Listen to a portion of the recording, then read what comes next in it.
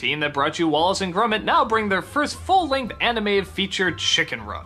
This is a movie all the critics went nuts for. It was well written, it was well animated, it was different, it had a unique story. And it's another one, honestly, I think just sort of falls into the okay pile.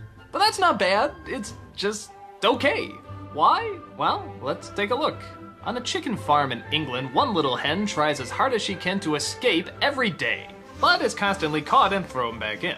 Things get more dangerous though when the owner of the chicken farm decides that she wants to start making pies out of the chickens. So the hens have to make it out before the machine that makes the pies is fully put together. Their answer comes in the form of a rooster played by Mel Gibson.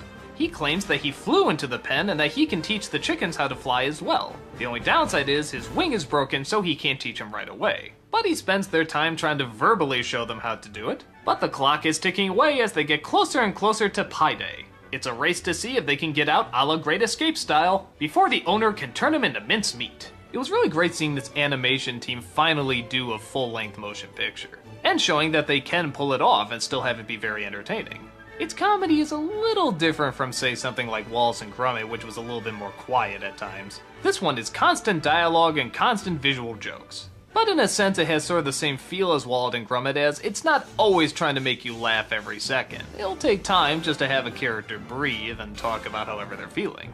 A lot of people say there was a ton of grown-up jokes, but really I didn't see them until maybe near the end. Great Scott, what was that?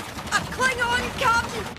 The engines can't take it! I guess the only main problem I have with it is that the story is a touch too predictable. I mean, once again, we're gonna have the liar revealed backstory, and it's not gonna be just brushed over either. It's gonna take up a good chunk of the third act with the characters moping and doping, and I've gone on and on about this. I'm not gonna prattle anymore. Let's just say it's boring.